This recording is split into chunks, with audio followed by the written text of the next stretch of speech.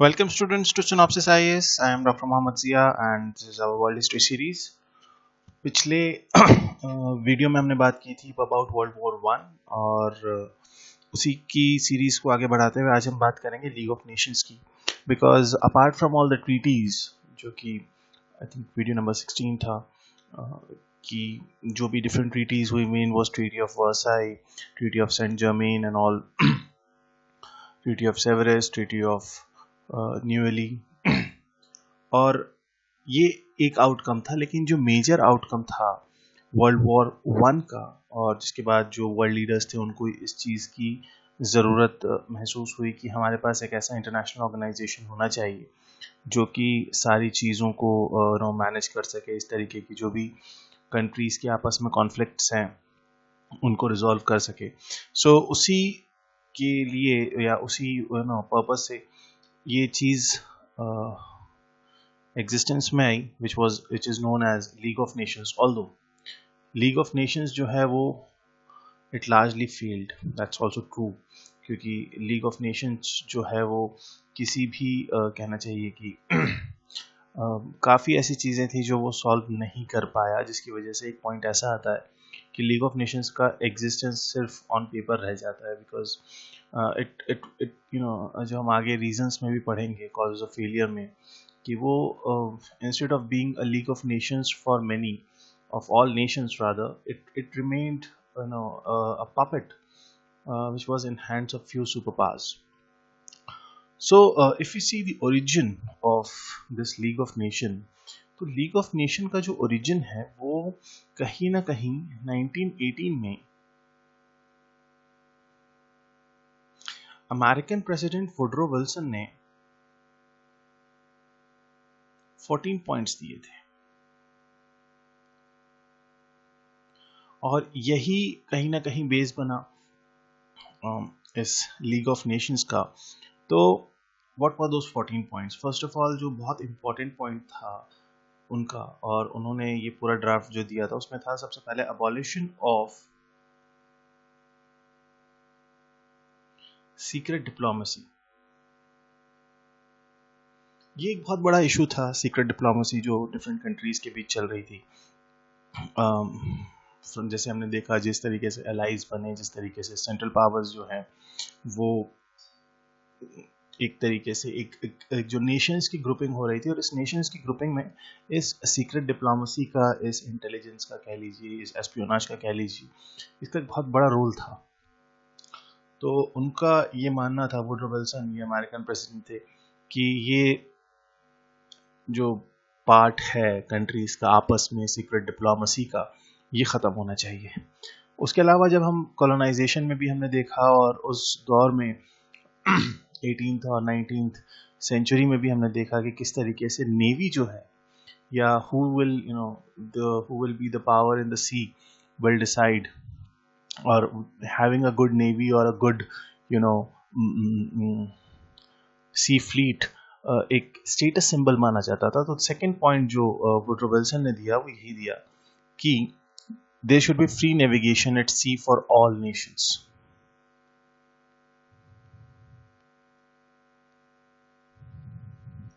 Free navigation at sea for all nations, whether in peace or in war.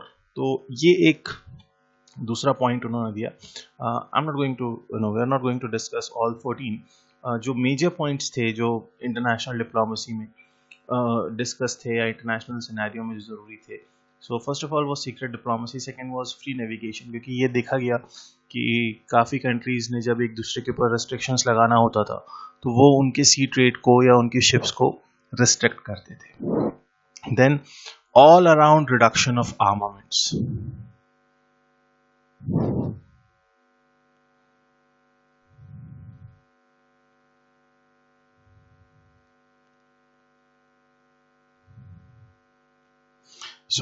जो भी arms and emanations जो है countries के बीच एक जो आर्म्स रेस लगी हुई थी कहीं ना कहीं उसे रोकना जो है वो ज़रूरी था। फोर्थ, क्योंकि कॉलोनियल जो एम्बिशंस थे या जो इम्पीरियल एम्बिशंस थे वो एक बहुत बड़ा रोल प्ले कर रहे थे। तो देयर शुड बी कहना चाहिए impartial adjustment of all colonial claims.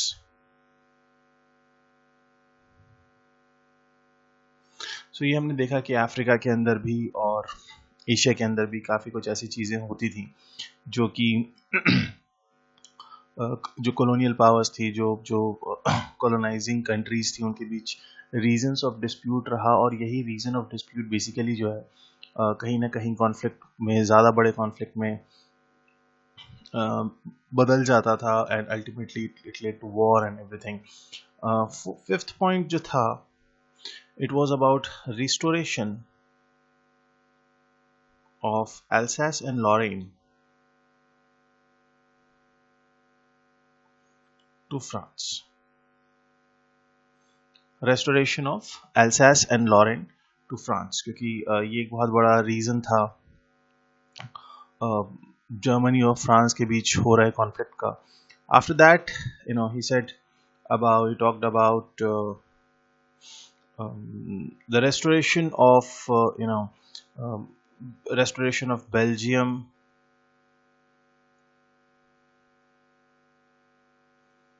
Italy की उन्होंने बात की in a different point obviously. Russia के इवैक्यूएशन की बात की। उसके अलावा there should be a, like, another point was a general association of nations to preserve peace.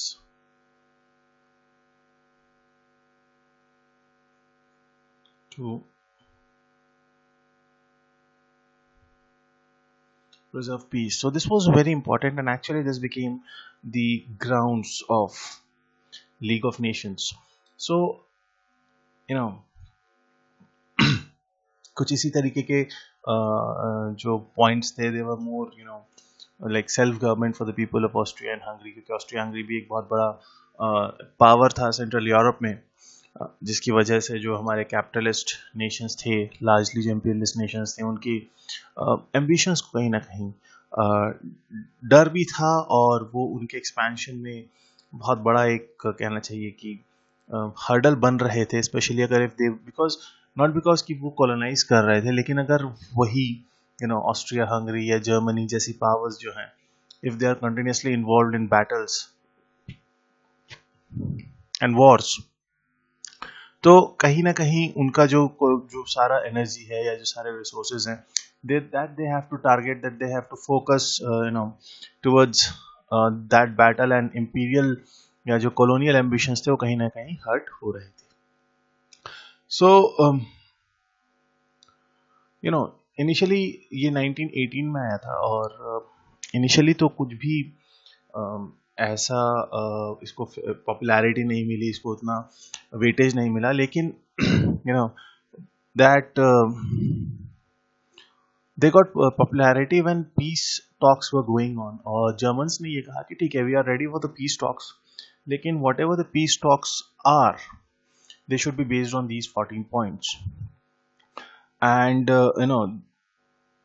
How this is how उनका ये कहना था कि हम इन टर्म्स एंड कंडीशंस पे तैयार हैं। तो इंस्टेड ऑफ दैट उन्हें क्या मिलता है? इंस्टेड ऑफ दैट उन्हें मिलता है ट्रीटी ऑफ वर्साई, जो हमने लास्ट वीडियो में देखा था। ट्रीटी ऑफ वर्साई जो है उनको इसके बदले मिलता है, व्हाट दे डिमांडेड वाज कि ठीक है, हम पीस नेगोशिएशंस के लिए तैयार हैं, but what you should do is you should actually base all those terms and conditions based on this League of Nations. So formally this League of Nations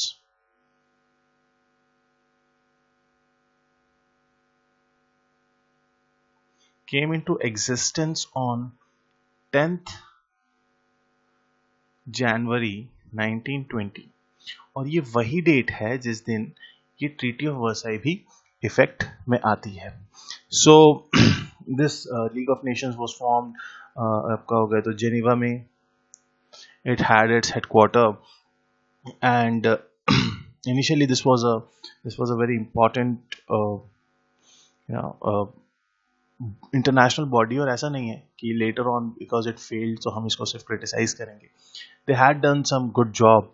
और इनका जो स्ट्रक्चर है या जो इनका सक्सेस की अगर हम बात करें कि apart from जैसे before that what was the structure, so they had a general assembly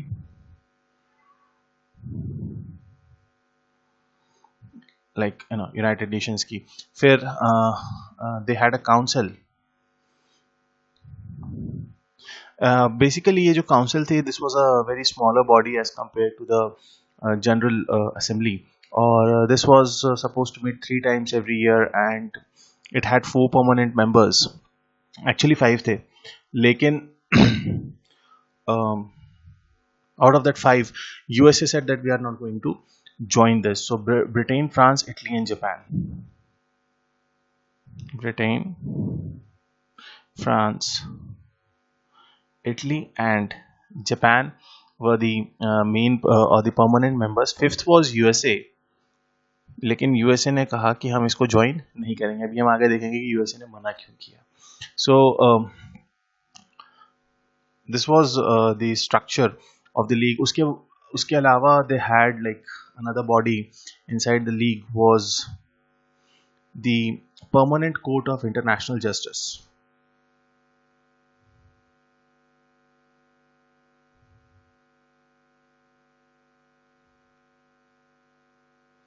And this was based at The Hague.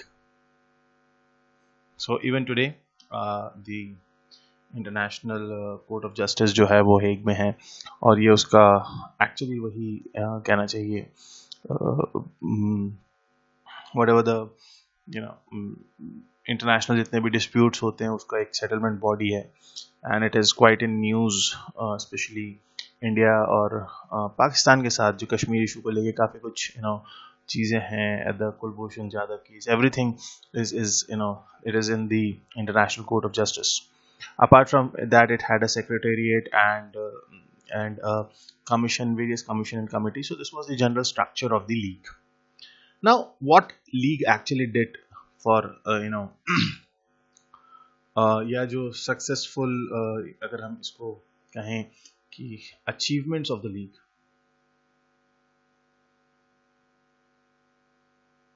Now, achievements of league और सबसे बड़ा actually इनका achievement था ना, that we still and that actually still exists is ILO, International Labour Organization. And it was a body which was formed to fix a maximum working day, maximum working weeks, wages की बात की इन्होंने, sickness and unemployment benefits की बात की, old age pension की बात की, women workers के लिए. कि इसके backdrop में what is going to actually follow the next video is the Russian Revolution. और ये रशियन रेवोल्यूशन जो है, it was largely by the workers, so ये laborers. So this was a major achievement. Apart from that, it had a refugee organization, health organization, there was a mandates commission. So this was some achievements. Apart from that, apart from these types of organization, बहुत सारे ऐसे disputes थे, बहुत सारे ऐसे disputes थे जो कि लीग ऑफ नेशंस ने एक्चुअली सक्सेसफुली रिजॉल्व किए. फॉर एग्जांपल, जैसे there was a quarrel between Finland and Sweden. So they had this islands where they had conflict. So in that, Finland was the the one who was awarded. Then there was a claim between Germany and Poland.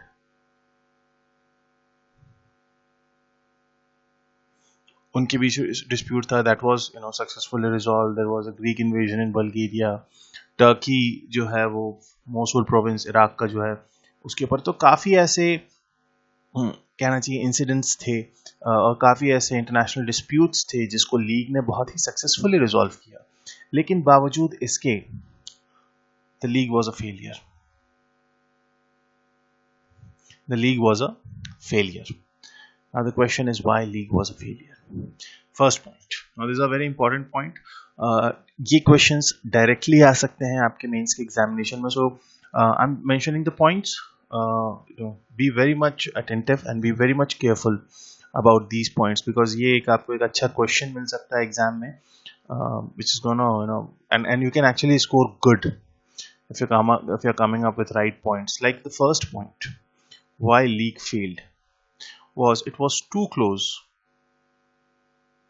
to, or it was closely linked to Treaty of Versailles.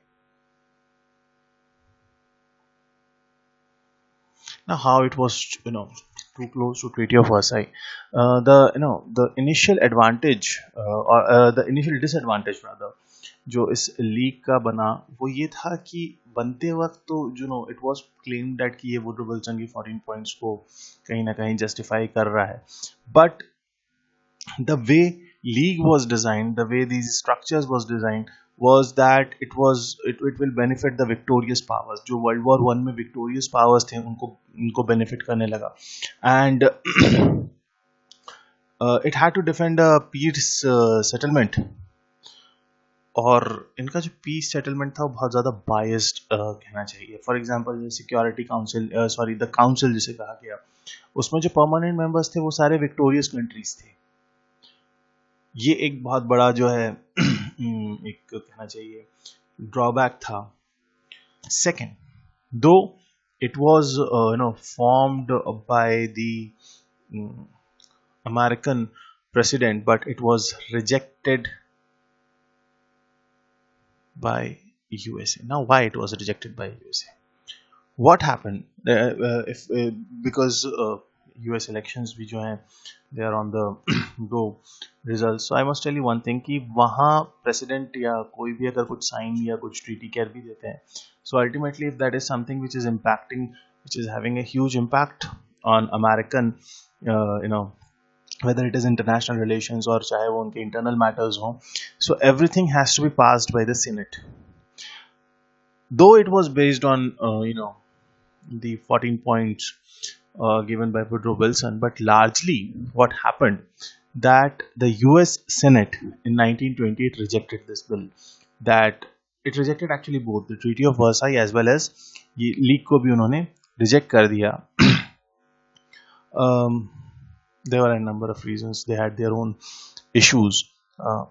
But in the absence of what happened here, USA was a major power, not exactly a superpower, but a major power which has emerged during World War One. और USA ही अगर वहां पे नहीं होगा तो league को एक तो जो एक फर्मनेस मिलनी चाहिए थी या जो एक स्ट्रेंथ मिलनी चाहिए थी वो नहीं मिली, both diplomatically, politically and economically. क्योंकि ऑब्वियसली इस तरीके के जो ऑर्गेनाइजेशंस होते हैं वो मेंबर नेशंस की फंडिंग से चलते हैं. USA was amongst the richest member out there, और अगर यूएसए ही नहीं होता तो जो फंडिंग का इशू था वो आ रहा था. So it was like psychological भी था और फाइनेंशियल भी जो है वो नहीं मिलता. उसके अलावा तीसरा पॉइंट, सिर्फ यूएसए नहीं, other powers were not involved. Like Germany को नहीं लिया. USSR had to, like USSR became a member in 1934. Germany became a member in 1926. And if you take, though Germany was on the defeated side, लेकिन अगर आप देखोगे ना कि America भी नहीं है, यूएसएसआर भी नहीं है, क्योंकि रशियन रेवोल्यूशन के बाद, क्योंकि आने वाले हमारे 3-4 वीडियोस जो हैं वो रशियन रेवोल्यूशन के ऊपर ही हैं. सो रशियन रेवोल्यूशन के बाद जो है वो USSR emerged as a larger power, वो भी नहीं, अमेरिका भी नहीं. तो लीग को जो एक स्ट्रेंथ मिलनी चाहिए थी इन सुपर पावर के प्रेजेंस से, वो नहीं मिली. Then the next reason that this league was not something which was जिसको League of Nations कहा जाता. It was much a French British affair. Now why this became, क्योंकि देखो, there was a continuous absence of USA and USSR. Italy was very much hostile in this, और everything actually, whatever happened, it was more either dominated by British, French, क्योंकि ultimately ये तो दोनों colonial powers थे उस दौर में भी. We're talking about 1920s, 1930s, और दे वर वेरी मच ये चाह ये रहे थे कि किसी भी तरीके से इनके जो कॉलोनियल एम्बिशंस हैं, इनके जो कॉलोनियल एक्सपेंशन की जो भी ड्रीम्स हैं, वो किसी भी तरीके से फुलफिल हो जाएं. सो these things all culminated together, and it was like a more something which is dominated by France and Britain. Then another thing, obviously they had a bad luck, मतलब कहते हैं ना किस्मत ही खराब है तो क्या करेंगे, तो ऑलरेडी इतने सारे क्राइसिस थे. And then came the great economic depression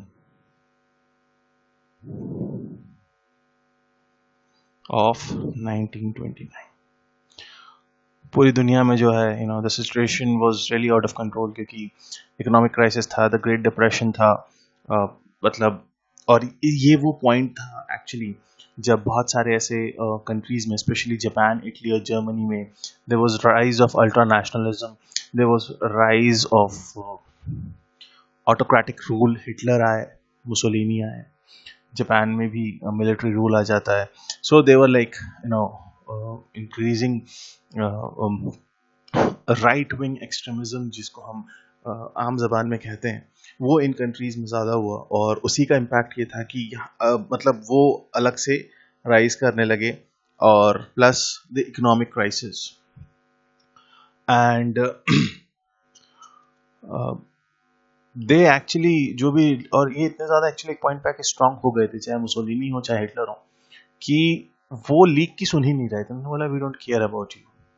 then under these circumstances, जो एक और पॉइंट था जो वुडरो विल्सन ने भी कहा था, तो उसको that was about disarmament. So there was a world disarmament conference 1932.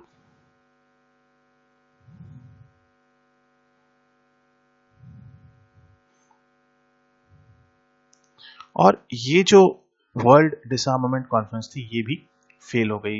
ये जो लीग ऑफ नेशंस है, उसने अपने मेंबर नेशंस को बुलाया, and that the they talked about disarmaments, क्योंकि जर्मनी 1932, जर्मनी ने जो है अपना ट्रीटी ऑफ वर्साई को डिनाई करके अपना जो भी उनके ऊपर मिलिट्री या जो आर्मामेंट रिस्ट्रिक्शंस लगे थे, उसको बहुत ज़्यादा जो है अपना स्पीडली उन्होंने प्रोडक्शन शुरू कर दिया था. So there was a world disarmament conference and everyone was saying to Germany कि क्यों कर रहे हो. उन्होंने बोला ठीक है, हम डिसआर्मामेंट करने को तैयार हैं, लेकिन you should ask France and Britain also to come at our level. उन्होंने कहा हम डिसआर्मामेंट इस लेवल पे करें कि ये जो बड़ी पावर्स यूरोप के अंदर बैठी हैं, या जो भी जितनी भी पावर्स हैं जिनके पास मिलिट्री स्ट्रेंथ है, वो सभी लोग एक लेवल के आर्मामेंट्स रखें, एक ही लेवल पे आ जाए. तो obviously this was not accepted to France and Britain and other powers. And Hitler was later on Hitler used this. French ने कहा कि नहीं, you should disarmament, we are not we are not going to disarmament. It was you who started war to Germany, so you will be the one जो कि disarmament करेगा. Hitler ने बात नहीं मानी, उसने वर्ल्ड डिसआर्ममेंट कॉन्फ्रेंस की जो भी टर्म्स एंड कंडीशंस थे या लीग ऑफ नेशंस से पहले इसको तोड़ा, फिर लेटर जर्मनी जो है वो लीग ऑफ नेशंस से निकल गया. Then in 1931 Japanese invaded Manchuria. 1931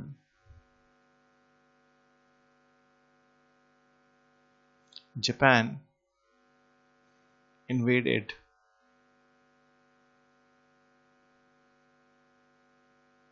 Manchuria. Now यहाँ क्या हुआ? Manchuria was a Chinese territory, और जब जापान ने क्या किया 1931 में, Japanese troop invaded Manchuria. China ने instead of retaliating, it went to the league. तो लीग ने ठीक है कहा कि नहीं, इस तरीके का इन्वेजन जो है वो गलत है, and you are not suppose to do that. उन्होंने जापान को ऑर्डर दिया कि your troop should be withdrawn. Japan said we don't care, and it refused. Japan ने जो है एक सॉरी लीग ऑफ नेशंस ने एक कमीशन भी सेटअप किया, उसने कहा कि नहीं गलती दोनों की थी, and but any how even you know apart from continuous pressure from league of Nations, Japan ने हमेशा डिनाई किया that you know we are not going to follow what you are saying.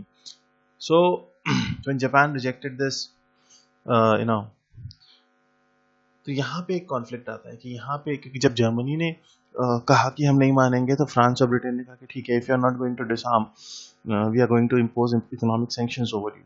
लेकिन जब वही चीज जापान ने की, Japan तो आर्मामेंट से आगे बढ़ के इन्वेजन कर रहा था, तो जब जापान ने वही चीज की, तो किसी ने neither France nor Britain they talked about economic leave, economic they don't not even talked about the military और आर्म्ड सैंक्शंस, कुछ भी नहीं था। सो they were very much silent. सो इस तरीके के जो इश्यूज थे वो वीकनेस एक्सपोज कर रहे थे लीग ऑफ नेशंस की। So this could be few points which you can mention अगर एग्जाम में डायरेक्ट क्वेश्चन आता है about why league failed, what were the causes of that, so you can start the whole story अगर इस तरीके का answer question आता है।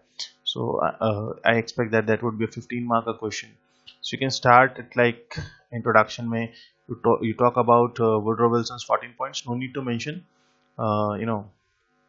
all 14 points, just mention a summary of that.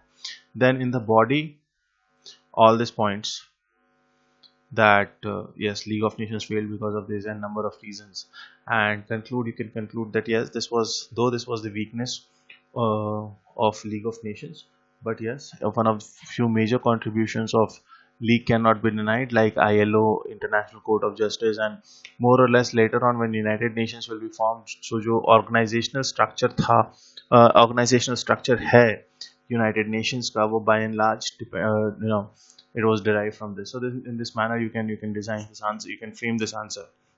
So this is it for this video. I hope you liked it, and do give your valuable comments. Whatever if you feel कि कुछ change करना है कुछ भी, I'll try to take that suggestions in. So keep studying, keep working hard. Mains is approaching. वक्त कम है, मेहनत ज़्यादा करना है, रिवाइज ज़्यादा करना है. But remember one thing, that fight it like this is your last attempt, but don't lose hope. Last attempt की तरह मेहनत करना है, hopeless नहीं होना है. So please, I wish कि जो भी हमारे aspirants इसे देख रहे हो, you all get cleared, your means, you appear for interview, and I hope whatever input we are giving you from Synopsis, it is helping you out. So keep working hard. Have a safe and healthy time at home. Thank you so much.